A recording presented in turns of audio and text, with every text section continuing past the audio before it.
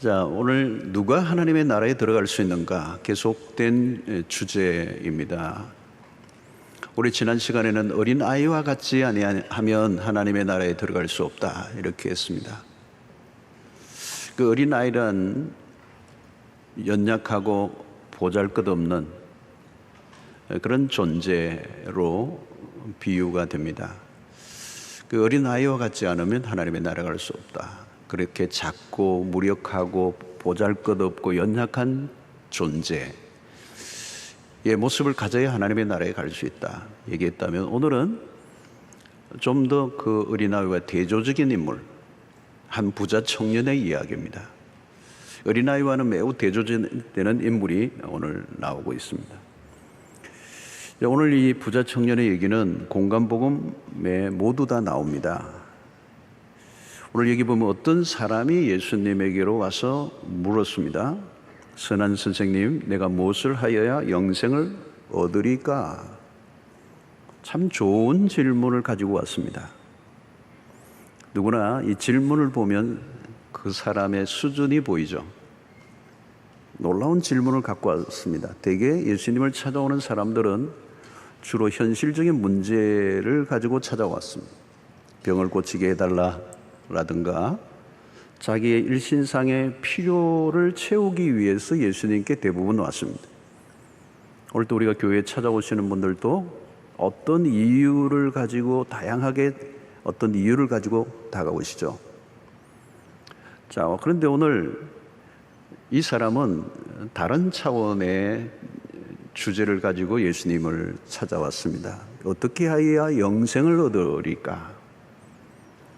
그런데 오늘 이 이야기에서 우리가 놓치지 말아야 될 하나의 포인트가 있습니다. 이 질문, 영생이 어떻게 영생을 얻을 수 있습니까? 라고는 이 질문을 던진 이 사람이 누구인가? 라고 하는 것입니다. 오늘 이 마가복음은 어떤 사람이라고 했고요, 마태복음은 청년이라고 그랬습니다. 누가복음은 어떤 관리라고 했습니다. 마태, 마가, 누가복음의 공통점은 부자다 그랬습니다.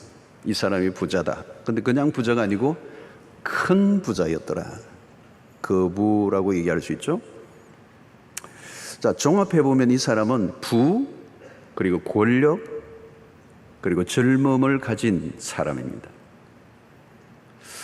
이런 사람을 우리는 뭐라고 얘기하죠? 성공했다 그럽니다. 성공한 사람, 자신이 원하는 것을 다 이루은 사람입니다. 여러분, 이런 상황에 있다면 부러워할 것이 하나도 없습니다. 젊은 나이에 엄청난 부를 가지고 있고, 그리고 상당한 높은 사회적 지위에 올라 있습니다. 자, 그런데 그가 영생에 대한 관심을 가지고 예수님께 나왔다는 겁니다. 이건 특이한 일입니다. 엄청난 부와 권력과 젊음까지 가진 사람이라면 가장 현실적일 수 있습니다. 성공과 출세를 한 사람들은 현재 자신의 삶을 그런 상태를 유지하고 싶어 하겠죠. 요즘 영끌이라는 말을 씁니다. 영끌. 영혼의 힘까지 끌어모아. 그런 말이죠. 투자하자, 뭐 이런. 영혼의 그 힘까지 다 끌어모아서 오늘 현재의 삶에 집중하자는 거잖아요. 우리 시대가 그렇습니다. 풍요의 시대예요.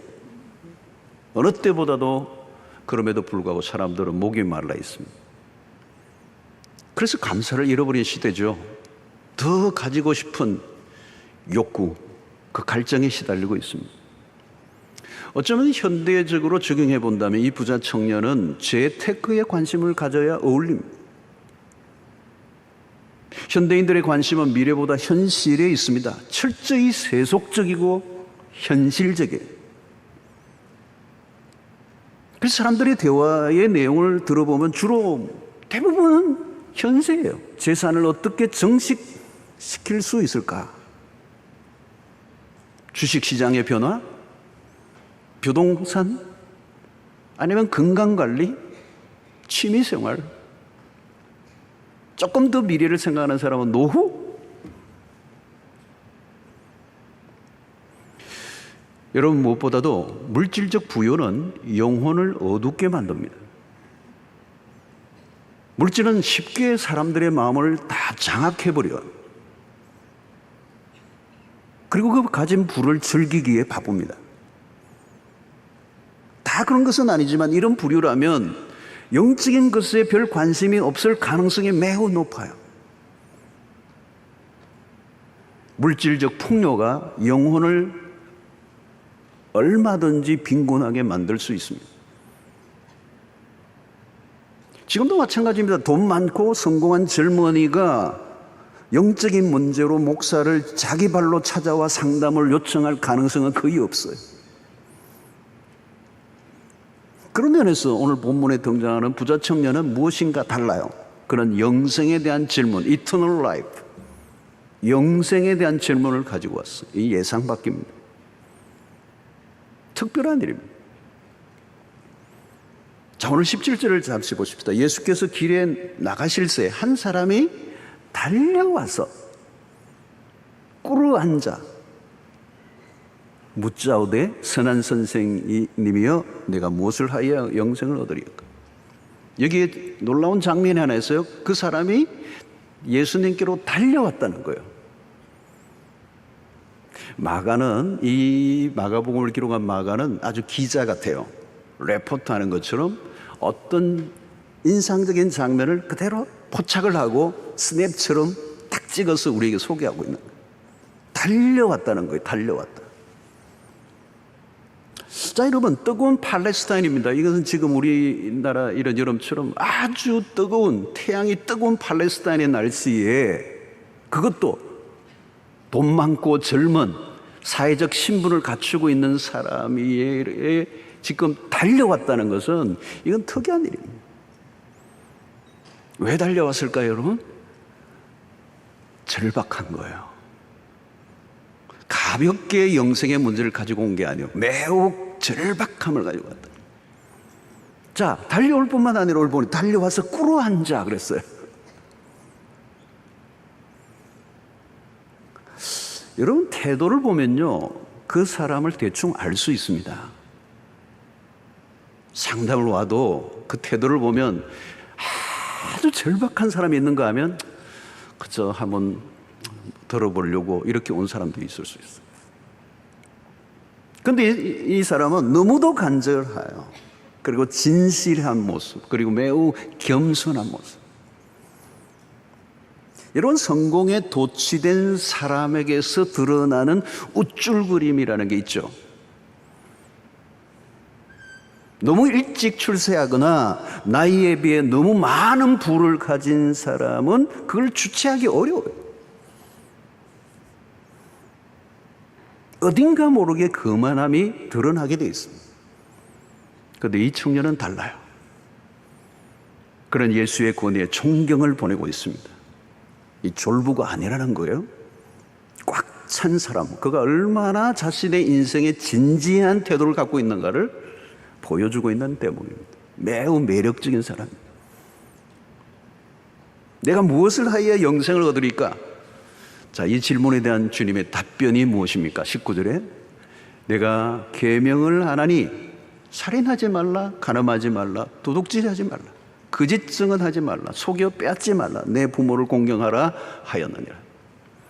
그 십계명의 말씀입니다. 자, 그런데 이 말씀에 청년의 대답이 놀랍습니다. 20절. 그가 여짜오되 선생님, 이것은 내가 어려서부터 다 지켰나이다. 계명을 다 지켰는데 어려서부터 다 지켰다는 거예요. 대단한 것입니다. 계속 지금 이 청년을 보면 우리를 다양한 영역으로 길을 죽이고 있어요. 돈과 권력을 가진 젊은이가 율법을 지키는 일에도 최선을 다했다. 그의 도덕성을 알려주는 것입니다. 그는 얼렁뚱땅 교인이 된 게 아니에요. 여러분, 돈을 버는 것과 예수를 열심히 믿는 일이 양립한다는 게 얼마나 어려운가를 알 것입니다. 신앙생활도 잘하고 돈도 잘 버는 거 쉽지 않아요, 세상 속에서. 불의와 타협하지 않고 검은 돈을 찾지 않고 정상적인 방식으로 돈을 버는 거 어려운 거예요. 백과 줄을 대지 않고 올곧게 높은 지위에 오른다. 이건 쉬운 게 아니에요. 그런 관점에서 보면 이 부자 청년은 외형적으로만 보면 이 청년 그냥 패스예요. 인정이에요. 그리고 이 청년의 모습에 자신감이 엿보입니다. 나는 다 지켰습니다. 선생님이 더 지키라고 하면 또 하겠습니다. 그런 이미 어디인가 도달해 있다는 느낌이 듭니다. 부와 지위와 젊음, 종교적 성취까지 이루었습니다. 그렇다면 만족할 만하잖아요. 그런데 예수님을 찾아왔습니다. 왜일까요? 다 가진 겁니다. 다 이루었어요. 그런데 왜 예수님을 찾아온 것입니까? 여전히 목이 마른 것입니다. 많은 부와 성공에도 종교적 열심에도 채워지지 않는 공허, 뭔가 모르는 내적 불안. 여러분, 무엇인가 최선을 다해 노력을 하고 성취해 본 사람들만이 느끼는 뭐가 있어요? 목마름이에요. 이 청년은 매우 정직한 사람이에요. 자신의 영혼의 목마름을 무시하지 않았습니다. 대개는 이런 영혼의 목마름을 무시하고 살아요. 다 눌러버려요. 배부른 소리 하지 마. 그런데 이 사람은 예수님을 찾았습니다. 그런 정직한 사람입니다. 자, 이제 예수님으로부터 이 청년은 한 말씀을 기다리고 있습니다. 이때 다 지켰습니다 라고 하는 그 청년을 향하여 예수님이 하신 말씀은 결정적입니다. 21절의 말씀, 예수께서 그를 보시고 사랑하사 이르시되 내게 아직도 한 가지 부족한 것이 있으니 가서 내게 있는 것을 다 팔아 가난한 자들에게 주라. 그리하면 하늘의 보화가 내게 있으리라. 그리고 와서 나를 따르라 하시니 그랬습니다. 예수님의 이 말씀은 부자 청년에게 찬물을 끼얹었습니다. 그가 무엇인가 칭찬을 기대했을지 모릅니다. 그런데 한 가지 부족한 게 있다는 거예요.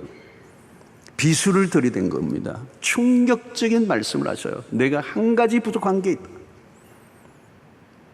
내게 있는 것을 팔아 가난한 자에게 주라. 그리고 와서 나를 쫓아라. 핵심을 건드렸어요. 아니, 겁으로 있는 이 사람에게 그것을 다 팔아라는 거예요. 가혹한 것 같아요.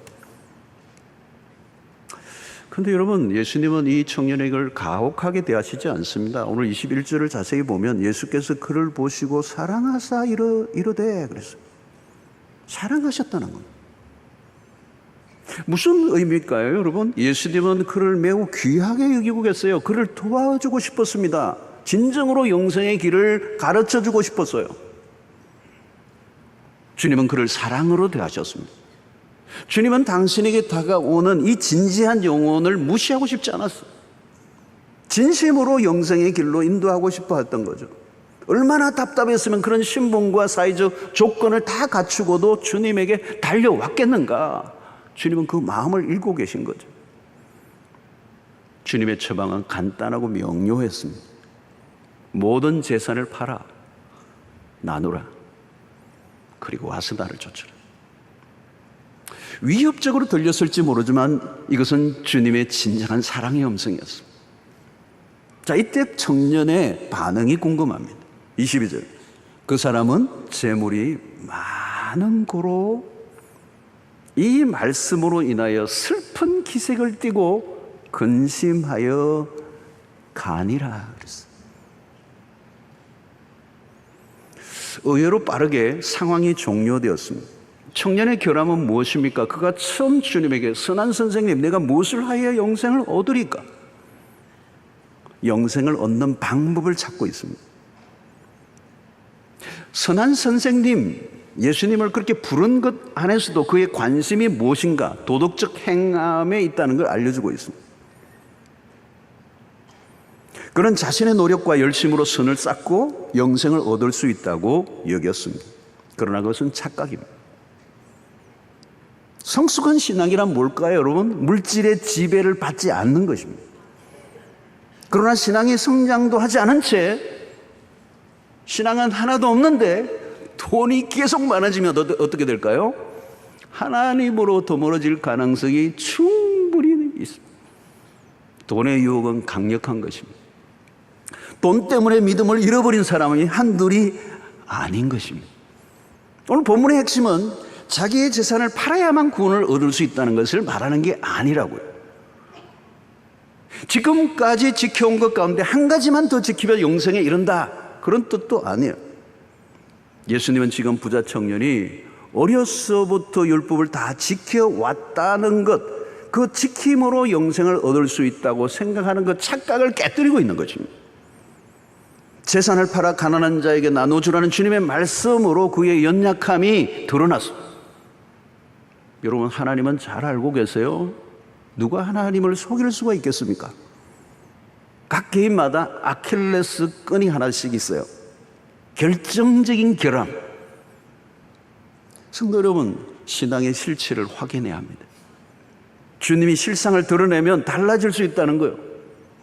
그가 어려서부터 자타가 공인하는 종교적 모범생, 그러나 주님 앞에서는 한순간에 무너져 버리고 말았어요. 자, 오늘 22절을 다시 한번 봐야 돼요. 그 사람은 띄워주세요. 그 사람은 22절, 그 사람은 나왔어요. 그 사람은 재물이 많은 거로 이 말씀으로 인하여 슬픈 기색을 띠고 근심하며 가니라. 자, 여러분, 이 부자 청년은 한순간에 슬픔에 빠졌어요. 여러분, 여기서 근심하며 가니라 할 때 이 근심은 단순히 근심한다는 정도가 아니라 원어적 의미를 찾아보면 절망의 상태에서 고통을 느끼고 있다는 뜻이에요. 고통을 동반한 절망적인 근심. 성도 여러분, 선택의 길에서 결정을 미룰 때 근심은 길어집니다. 하나를 포기해야 다른 하나를 붙잡을 수 있습니다. 우리 인생이 언제나 그래요. 무엇을 포기할까?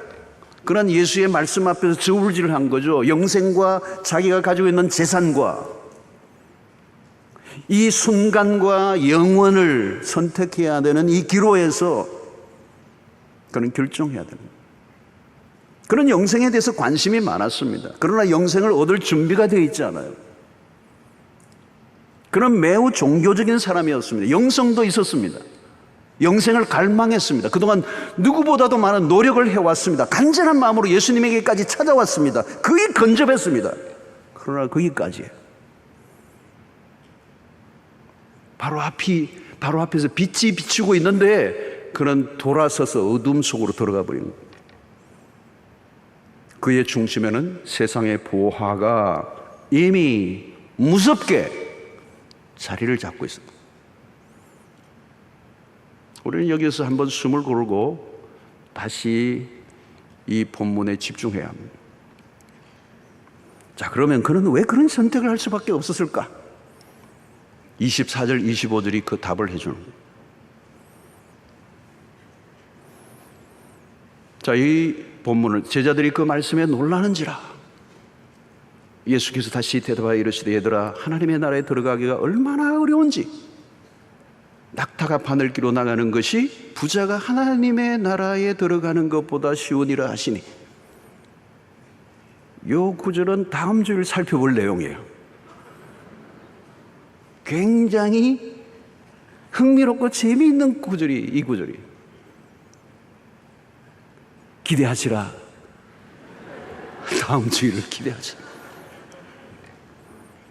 불길한 예감이 드시는 분은 다음 주일 안 나오셔도 돼요. 이 구절이 거의 불가능하다는 얘기를 지금 하고 있는 거란 말이죠. 오늘 부자 청년을 통해 우리의 모습을 보게 됩니다.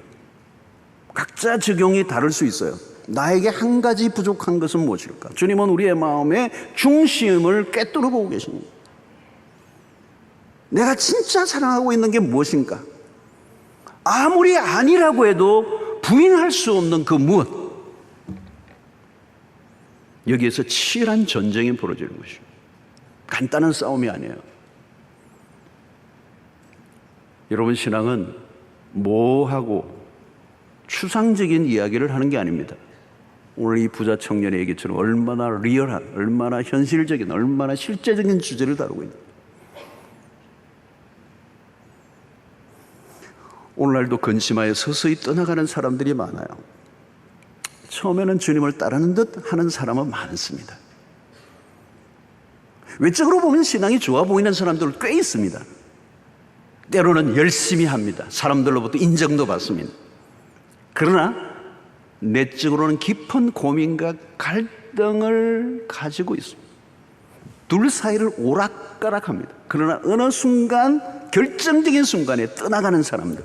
그래서 본문에 근심하여 떠난 청년은 다시 돌아왔다는 이야기가 성경의 기록에는 없어요. 그는 돌아오지 않았어요. 오늘 또 제2, 제3의 부자 청년들이 그 뒤에 줄을 서 있는 것이죠.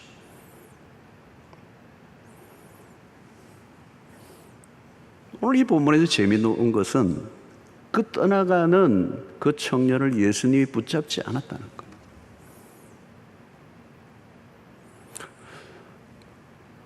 붙잡아도 소용이 없어요. 그가 하나님의 나라를 보지 않았기 때문에, 하나님의 가치에 눈을 뜨지 않은 사람은 붙잡아도 또 떠날 것입니다. 여러분, 말씀을 들을 때 근심이 찾아온다면 그대로 두면 안 됩니다. 한 가지 부족을 해결해야 합니다. 주님이 양보할 수 없는 한 가지를 요구하십니다. 여러분들에게는 무엇이 그 한 가지입니까? 왜 근심하십니까? 말씀에 대한 순종을 미룰 때 근심은 사라지지 않습니다. 선택해야 하고 포기해야 할 것이 있습니다. 부자 청년은 영생을 얻고자 하는 마음이 분명히 있었습니다. 그러나 결정적인 순간에 실패했습니다. 그가 많은 것을 가졌지만 가장 귀중한 것을 잃어버렸습니다. 자신이 쌓은 재물이라는 거대한 울타리 안에 갇히고 만 것입니다. 주님은 계속 말씀하십니다. 팔아라. 다 팔아라. 그리고 나누어 주라. 그리고 나를 따르라. 여러분, 이게 뭐예요? 전부 다 명령형입니다. 명령형. 권면이 아닙니다. 설득이 아닙니다. 그냥 명령입니다. 그러니까 고민 오래 하면 안 돼요. 결단을 촉구하는 거죠. 영생은 그리스도를 따르고자 결단하는 사람에게 그리스도께서 주시는 거예요. 그리스도를 믿고 따를 준비가 되어 있는가? 라는 이 질문에 결국 부자 청년은 재물이 걸렸던 거예요. 그리고 오늘과 다음 주일날 계속해서 우리에게 주는 가장 무서운 하나의 장애물이 재물이라고 하는 사실. 여러분, 오늘 우리의 삶 속에 오늘 이 부자 청년이 주는 메시지는 무엇입니까? 지금 무엇을 붙들고 있는가요? 무엇을 쫓고 있는가? 무엇을 사랑하고 있는가? 여러분들의 마음의 중심에 무엇이 놓여 있는가?